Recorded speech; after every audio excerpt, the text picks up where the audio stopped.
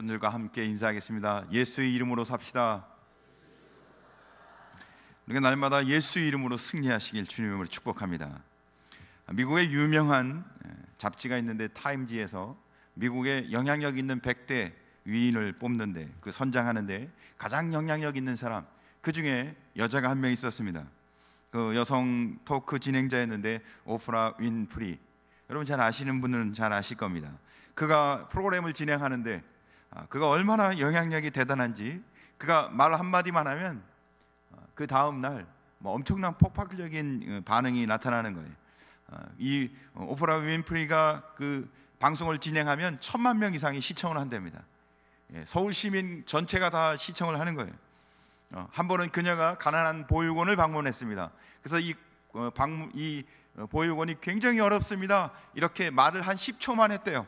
근데 그 다음날 10억이 모금이 됐다고 합니다. 대단하지 않습니까? 말 한마디만 하는데. 그리고 한 번은 그녀가 책을 읽었는데 이 책이 굉장히 좋은 책이라고 이렇게 한번 추천하니까 그 다음날 바로 베스트셀러가 됐답니다. 대단하지 않습니까? 근데 그런 영향력이 그녀는 어디서 나왔을까요? 그녀가 말하기는, 나는 이 영향력이, 내게 하나님 이렇게 주신 은혜는 성경, 특별히 모세를 통해서 자기가 그런 영향력이 생겼다고 그렇게 이야기합니다. 그래서 그녀는 자신의 자서전 이것이 사명이다라는 책에 자신의 삶에 대해서, 자기 인생 철학에 대해서 4가지로 이야기합니다. 첫째, 나는 남보다 더 많이 가졌다는 것을 축복이 아니라 사명으로 알고 있다. 그녀의 인생 철학 중에 첫 번째는 남들보다 더 좋은 집에 살아도 자기 축복이라고 생각하지 않고 사명이라고, 돈이 더 많아도 자기가 축복이라고 생각하지 않고 사명이라고, 자기가 더 다른 사람보다 지혜롭고 똑똑해도 자기가 축복이라고 생각하지 않고 사명이라고 생각했답니다. 두 번째, 남보다 아파하는 것이 있다면 그것은 고통이 아니라 사명이다. 왜? 아파 본 사람만이 아픈 사람을 어떻게 해요? 섬기고 봉사할 수 있기 때문에. 자기가 아픈 만큼 자기가 다른 사람을 잘 섬길 수 있기 때문에. 자기의 고통이 있고 아픔이 있는 것이 곧 자기가 힘든 만큼 다른 사람을 섬길 수 있는 사명이다. 자기 인생 철학 두 번째였습니다. 세 번째, 남보다 설레이는 것이 있다면 그것은 망상이 아니라 사명이다. 자기의 꿈, 상상력이 풍부한 것이, 자기가 많은 것들을 상상하고 생각하는 것이 망상이 아니라 자기는 그것을 통해서 사명을 감당한다고 얘기합니다. 네 번째, 남보다 부담되는 것이 있다면 그것은 강요가 아니라 사명이다. 그녀의 인생은 자기를 위해가 아니라 남을 섬기는 사명자로서 살아가고 있는 것을 보여주고 있습니다. 여러분, 사명은 과연 무엇일까요? 오늘 성경 본문을 통해서, 오늘은 스승의 주일인데 우리가 어떤 사명을 갖고, 또 교사하는 스승은 어떤 사명을 갖고 살아야 하는지 함께 말씀을 통해서 나누고자 합니다. 첫째, 사명은 생명보다 더 귀합니다. 사명은 생명보다 훨씬 더 귀중하다는 겁니다. 그러나 한번 생각해 보세요. 이 땅의 삶을 살아가면서 우리가 세상에서 가장 중요한 것, 내 인생에서 가장 중요한 건 뭘까요? 생명이죠. 생명보다 더 소중한 게 어디 있겠습니까? 많은 사람들은 생명이 제일 중요해요. 생명보다 더 소중한 건 없습니다. 그런데 성경은 사람의 생명보다 더 소중한 것이 있다고 말합니다. 그것은 사명입니다. 생명보다 더 소중한 것이 사명이라는 겁니다. 사도 바울은 사도행전 20장 24절에 사명이 생명보다 더 귀하다고 고백하고 있습니다. 그래서 그는 그렇게 고백하여 나의 달려갈 길과 주 예수께 받은 사명, 곧 하나님의 은혜의 복음을 증거하는 일을 마치려 하면은 나의 생명을 조금도 귀한 것으로 여기지 아니하노라. 하나님의 뜻대로 살아가는데, 사명을 감당하는데, 복음을 증거하는데, 이 일을 위해서는, 사명을 위해서는 자기 생명을 조금도 귀한 것으로 여기지 아니하노라. 바울의 고백입니다. 사랑하는 성도 여러분, 이 바울이 자신의 사명을 다하기 위해 자신의 생명을 조금도 귀한 것으로 여기지 아니한 것처럼 사명을 위해 사는 교사와 성도가 되시길 간절히 소원합니다. 그래서 오늘 성경 본문 19절에 보니까 그가 사명을 위해서 죽을 뻔한 것을 기록하고 있습니다. 한번 같이 읽어볼까요? 19절 시작. 유대인들이 안디옥과 이고니온에서 와서 무리를 충동하니 그들이 돌로 바울을 쳐서 죽은 줄로 알고 시외로 끌어내치니라. 유대인들이 안디옥과 이고니온에서 옵니다. 멀리서 와요. 누르스드라까지 멀리까지 쫓아와서 또 자기들만 핍박하는 게 아니라 사람들을 어떻게 해요? 충동시켜요. 이 충동시킨다는 것이 이게 사람들을 막 어떻게 해요? 막 건면하고, 이게 좋은 말로 하면 건면, 좋은 말로 하면 설득, 나쁜 말로 하면 충동질 시키는 거예요. 결국은 어떻게 해요? 바울을 죽이겠고. 근데 바울이 어떻게 해요? 돌에 맞아 죽는데 거반 죽은 겁니다. 그러니까 사람들이 죽은 줄로 알고 죽었다는 거예요. 그래서 죽은 줄 알고 내쳐서 갖다 버렸습니다. 바울이 오늘 거반 죽은 겁니다. 죽은 거나 진배 없어요.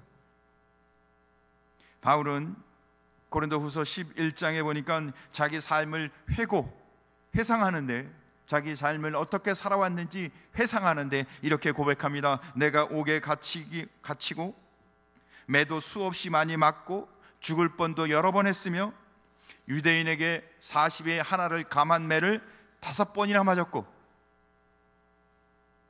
그렇죠. 40대씩 5번 하면 200대인데, 그렇죠. 거기서 한 대씩을 빼니까 얼마예요? 195대. 한 대만 때려도 참지 못할 판인데 3번 태장을 맞고, 한 번은 돌에 맞고, 3번은 파선하고, 일주일 동안은 기품을 지나고, 여러 번 여행에 강의 위험, 강도의 위험, 동족의 위험, 이방인의 위험, 시내의 위험, 광야의 위험, 바다의 위험, 거짓 정죄의 위험, 수고하며 애쓰며 여러 번 자지 못하고 주디며 목마르고 여러 번 굶고 춥고 헐벗고 자기 삶을 이야기하는데,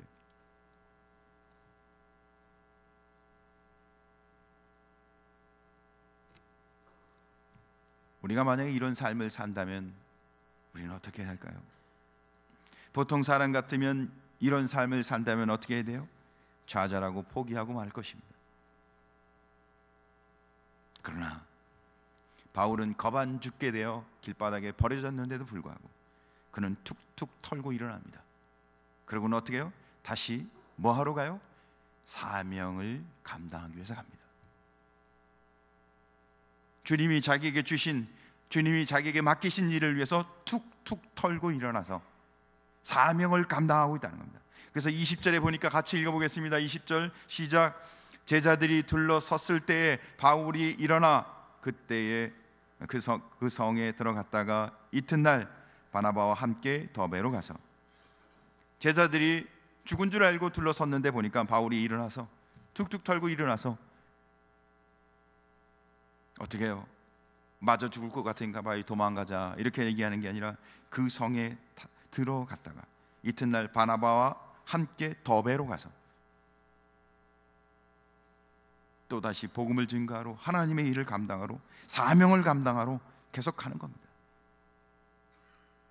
생명보다 더 귀한 것은 사명입니다. 아프리카의 선교의 아버지라고 하는 리빙스턴은 한번 무서운 짐승에게 공격을 받았습니다. 아마 사자가 달려들었던 것 같아요. 사자가 달려드니까 자기도 모르게 절도하고 말았습니다. 기절을 한 거예요. 죽었구나, 인생 끝났구나, 사자밥이 된 거죠. 그런데 죽은 줄 알았는데 깨어나 보니까 몸에 사자 발톱이 몇 개 나 있을 뿐 아무 이상 없이 다시 깨어난 거예요. 그래서 리빙스턴이 아주 유명한 말을 합니다. 사람은 자기의 사명을 다할 때까지 결코 죽지 않는다. 안 죽는다는 겁니다. 사명을 감당하기 전까지는 안 죽는다는 거예요. 목숨 걸고 사명을 위해 살라는 겁니다. 사랑하는 영도 여러분, 우리는 왜 살고 있습니까? 왜 사세요? 건강하셔서 사십니까? 아니면 사는데 아무 불편함이 없어서 그냥 그렇게 사시는 겁니까? 아니면 사명 때문에 사십니까? 감당할 일이 있기 때문에 사는 겁니까? 하나님은 우리에게 생명을 연장시켜 주는 이유가 오직 사명을 위해, 하나님의 영광을 위해 살라고 말씀하시는 줄 믿으시길 간절히 소원합니다. 바울과 바나바가 루스드라에 있을 때 안진뱅이를 치유합니다. 안진뱅이를 치유하니까 그 동네에 있던 루스드라 사람들이 어떻게 해요? 깜짝 놀라죠. 야, 허메와 스스, 자기들이 알고 있는 신이 육신을 입고 오셨구나. 그래서 바나바와 바울을 신으로 경배하기 시작합니다. 그래서 제사를 지내려고 하고, 바나바 바울이 이제 팔자가 필판이었어요. 그렇지 않겠어요? 바나바 바울이 이제는 이 루스드라에서 신이 되는 거예요. 신처럼 모시니까 그들이 큰 대접을 받고 영웅이 되고 스타가 되는 거였습니다. 눈만 한번 감으면 집도 생기고 돈도 생기고 권력도 생기고 명예도 생기고 부귀 영화를 누릴 수 있는 기회였습니다. 우리 모든 사람들이, 대부분의 사람들이 좋아하는 그 부귀 영화를 누릴 수 있는 기회였어요. 가만히만 있으면, 눈만 한번 감으면. 그런데 바울과 바나바는 어떻게 해요? 옷을 찢으며 사람들을 말립니다. 그렇게 하지 말라고, 그렇게 하면 안 된다고. 왜요? 자기가 감당할 사명을 감당하기 위해서. 성도는 하나님의 사명을 감당하는 하나님의 사람인 것을 믿으시기 바랍니다. 성도는 사명을 감당해야 합니다. 할렐루야. 사람이 지나친 영광을 받는 것은 하나님의 영광을 가로채는 것입니다. 사람을 너무 신격화하는 것은 하나님에 대한 도전입니다. 우상 숭배하는 것은 하나님이 가장 미워하는 것입니다. 사랑하는 성도 여러분, 우리는 하나님의 백성, 성도입니다. 하나님은 우리에게 사명자로, 주님의 영광을 위해 사는 자로, 주를 위해 살아가는 성도로 부르셨습니다. 사명을 분명히 깨닫는 은혜가 있길 간절히 소원합니다. 두 번째, 우리의 삶은 분명한 목적 의식이 있어야 합니다. 그것이 사명 의식이죠. 그 목적 의식, 사명 의식은 무엇일까요? 무엇을 하든지 하나님의 영광을 위해 사는 것입니다.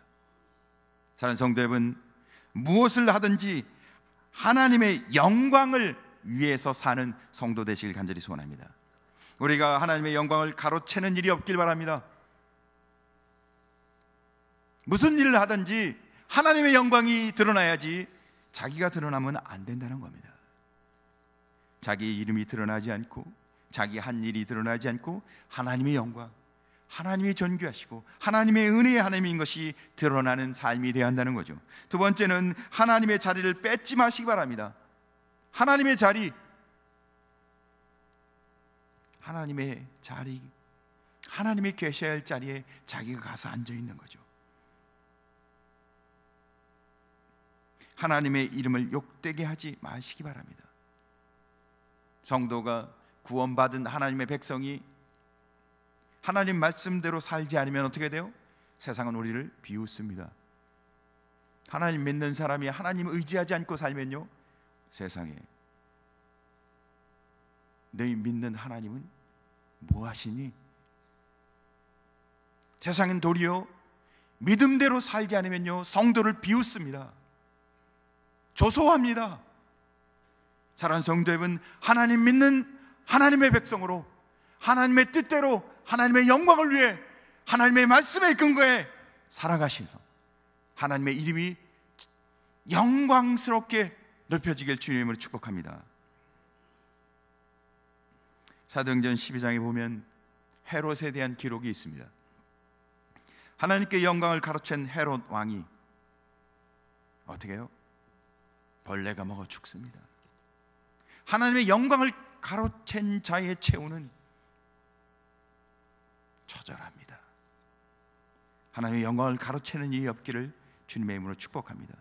우리가 회사에서 승진했거나 병이 치료됐거나 사업에 성공했거나 집을 구해서 집이 좋은 집으로 넓혀졌거나 취직을 해서 좋은 회사에 입사했거나 결혼을 해서 축복된 시간을 가졌거나 아이를 낳아서 너무 기쁘거나 무슨 일을 하든지 하나님께 영광을 먼저 돌리시는 성도 되시길 주의 이름으로 축복합니다. 우리는 하나님의 백성이라는 거예요. 우리는 하나님의 앞에 은혜 받은 성도라는 것입니다. 그러나 가끔 어떤 이들은 일이 잘 되면, 아니 일이 잘 안 되면 어떻게 해요? 조상 탓. 사람들은 되게 조상 탓하죠. 근데 예수 믿는 사람 어떻게 해요? 다른 사람 탓. 근데 다른 사람 탓하는데 이게 뭐예요? 하나님 탓하는 겁니다. 사랑하는 성도 여러분, 잘 안 되면요 누구 탓이겠어요? 내 탓이죠. 잘 되면 어떻게 해요? 자기가 잘한 거예요. 자기가 드러납니다. 사랑하는 성도 여러분, 우리는 주님이 드러나고 주님의 영광이 드러나는 하나님이 주신 뜻, 사명을 아는 성도 되길 간절히 소원합니다. 어떤 시골 교회에서 어느 할머니가 세례를 받게 됐습니다. 나이가 많이 드셨고 글을 잘 모르셨어요. 그런데 하나님이 은혜를 주셔서 이제 세례를 받게 됐습니다. 그럼 세례를 받는데 신앙 고백을 해야 되는데 이 교회에서는 신앙 고백을 목사님이 꼭 묻고 세례를 주셨어요. 그래서 본인 입으로 신앙 고백을 한 다음 온 성도들이 보는 앞에서 신앙 고백을 한 다음 그러고는 세례를 베푸셨습니다. 그리고 함께 살고 있던 며느리가 어머니에게, 어머니가 신앙 고백을 잘 해야 되잖아요. 혹시 많은 성도들 앞에 있는 데서 잘못되게 얘기하면 안 되니까 며느리가 어머니에게 미리 자세하게 아주 친절하게 잘 가르쳐줬어요. 어머니, 목사님이 질문하시면 대답을 잘 하셔야 돼요. 어머니 아셨죠? 어머니, 목사님이 이렇게 질문하실까요? 예수님은 누구 죄 때문에 돌아가셨어요? 그러면 어머니, 내 죄 때문에 돌아가셨습니다. 이렇게 아셨죠? 어머니, 내 죄 때문에 돌아가셨습니다. 이렇게 꼭 대답하셔야 돼요. 그래서 이제 세례받는 당일이 됐어요. 그래서 이제 목사님이 이 할머니에게 이제 묻습니다. 세례를 드리기 전에, 할머니, 예수님은 누구 때문에 돌아가셨죠? 그때 이 할머니가, 며느리가 알려준 대로 이 할머니가 세례받기 전에 대답합니다. 네, 우리 며느리 죄 때문에 돌아가셨어요. 온 성도들이 박장대소를 했죠. 사랑하는 성도 여러분, 우리는 바로 나 때문에 돌아가신 예수 그리스도를 고백하며 바로 그 은혜 속에 사는 소명과 사명자가 되시길 주님으로 축복합니다. 우리의 모든 삶 가운데 잘 되든 안 되든 주님의 은혜가 넘치시고 바로 나를 구원하기 위해서 죽으신 예수님, 바로 나를 위해 십자가의 고통을 당하신 예수님, 그분의 영광을 위해 사는 사명자가 되시길 주님의 이름으로 축복합니다. 그래서 오늘 성경 22절에 보니까 어떻게 해요? 제자들의 마음을 굳게 하여 이 믿음에 머물러 있으라 권하고, 또 우리가 하나님 나라에 들어가려면 많은 환난을 겪어야 할 것이라 하고, 오늘 이 제자들이 그들이 제자들을 굳게 세우고, 그리고는 어떻게 해요? 마음을 믿음 안에서 잘 머물게 권하고, 그리고는 뭘 전해요? 하나님 나라에 들어가려면. 사랑하는 성도 여러분, 믿음 안에 잘 세우는 게 바로 바울과 바나바가 해야 할 일이었던 겁니다. 복음을 전하고 그들은 사명을 감당하는데 어떤 환경, 여건 중요하지 않았어요. 26절도 계속 얘기합니다. 그들이 배를 타고 안디옥에 이르니 그곳은 두 사도가 이룬 그 일을 위하여 전에 하나님의 은혜에 부탁하던 곳이라. 그들이 다시 안디옥에 와서 선교 보고를 하고, 근데 그 선교 보고를 하면서 뭐라고 얘기해요? 하나님의 은혜에 부탁하던 곳이라. 하나님의 은혜로 바나바와 바울 이 선교팀이 하나님의 일을 갖다 하나님의 사역을 감당하고 온 것을 보고하고 있다는 거예요. 하나님의 은혜의 부탁. 그러니까 그들이 이 선교행을 한 것은 하나님의 영광, 사명을 감당했던 것이었던 겁니다. 27절도 얘기합니다. 그들이 이르러 교회를 모아 하나님의 함께 행하신 모든 일과 이방인에게 믿음의 문을 여신 것을 보고하고, 그들의 보고는 뭐였어요? 하나님이 어떻게 역사했는지, 자기들을 통해서, 이 선교팀을 통해서 하나님이 어떻게 역사했는지, 그리고 이방인 믿지 않는 사람들의 믿음의 문을, 그 복음의 문을 어떻게 열었는지. 사랑하는 성도 여러분, 바울과 바나바는 분명한 목적 의식을 갖고 살아가는 사람들이었습니다. 사명자였다는 거죠. 사랑하는 성도 여러분, 우리는 하나님의 영광을 위해서 사명을 감당하는 목적 의식을 갖고 살아가는 성도 되길 간절히 소원합니다. 하나님의 영광을 위해 살아가는. 세 번째, 오늘 본문 21절 22절 성경을 보니까 복음을 그 성에서 전하여 많은 사람을 제자로 삼고 루스드라와 이고니온과 안디옥으로 돌아가서 제자들의 마음을 굳게 하여 이 믿음에 머물러 있으라 권하고, 또 우리가 하나님의 나라에 들어가려면 많은 환난을 겪어야 할 것이라 하고, 그들이 믿음만에 잘 서 있도록, 하나님의 영광을 돌리며 믿음으로 잘 머물러 수 있도록 어떻게 해요? 그들을 권하고 권면하고 있습니다. 세 번째는 우리가 서로 사명을 감당하기 위해서 위로하고 격려하고 세워주는 은혜가 넘치길 간절히 소원합니다. 우리는 하나님 앞에 은혜 받은, 구원받은, 하나님의 뜻대로 살아가야 할 사명자입니다. 생명보다 더 귀한 것은 사명입니다. 근데 그 사명은 하나님의 영광을 위해 사는 겁니다. 주의 뜻을 위해 사는 겁니다. 복음을 증거하며 사는 겁니다. 하나님이 말씀에 순종하며 사는 것입니다. 근데 그 일을 잘 감당하려면 우리가 서로 위로하고 격려하고 세워줘야 합니다. 그래서 오늘 성경은 어떻게 해요? 그들이 복음 안에서 많은 사람들을 제자로 삼고 어떻게 해요? 그들을 굳건하게, 그 믿음과 신앙 안에 굳건하게 설 수 있도록 그들을 잘 권면하고 있습니다. 위로하고 있습니다. 격려하고 있습니다. 사랑하는 성도 여러분, 우리가 서로 사명대로, 말씀대로 살아갈 수 있도록 서로 권면하고 위로하고 서로 세워주는 복된 아름다운 성도가 되시길 주님을 축복합니다. 격려하고 세운다는 말은 어떻게 해요? 그들이 하나님의 은혜 가운데 잘 쓰게끔 하는 것이었습니다. 오늘 이 시대에 어쩌면 가장 많이 필요한 것은 위로와 격려와 세워주는 것이라고 생각합니다. 그러나 우리는 잘 분별해야 한다고 생각합니다. 그냥 우리가 내 삶을 잘 살고 내가 그냥 나 혼자 잘 살기 위해서 그 사람을 격려해 주려는 게 아닙니다. 믿음 안에 잘 쓰도록 격려하고 하나님께 영광을 돌리도록 그를 세워주고 믿음 안에 굳건히 있을 수 있도록 그를 위로해 주라는 겁니다. 믿음과 신앙을 지키도록, 말씀과 신앙으로 살아가도록 그를 위로하고 격려하고 세우는 것이 성도의 삶이라는 것이죠. 사는 성도 여러분, 이제 내일부터는 우리 교사 특별 새벽기도가 있습니다. 우리가 바쁜 일상 중에 새벽기도를 드리고 이렇게 하나님 앞에 나와 예배하는 것이 어렵죠. 그때 우리가 어떻게 해요? 어렵지만 우리가 기도합시다. 믿음으로 삽시다. 하나님이 주신 믿음만에 거하여 승리합시다. 격려하고 위로하라는 겁니다. 사랑하는 성도 여러분, 가정에서도 남편이 아내를, 아내가 남편을, 부모가 자녀를, 자녀는 부모를 서로 격려하고 위로워서 믿음 안에 쓰는 가정 되시기를 주님의 이름으로 축복합니다. 우리가 그냥 편안하게 살기 위해서 격려하라는 게 아닙니다. 믿음 안에 승리하는 가정이 되도록, 그러니까 하나님의 영광을 위하여 서로 격려하는 부모, 자녀, 남편, 아내가 되시길 주님의 이름으로 축복합니다. 회사에서도 어떻게 해요? 회사가 잘 되어야 되겠지만 믿음 안에서 격려하는, 하나님의 영광을 위해서 격려하는, 서로 사명자가 되어 하나님 뜻대로 살기 위해서 격려하는 회사가 되고, 교회에서도 어떻게 해요? 똑같죠.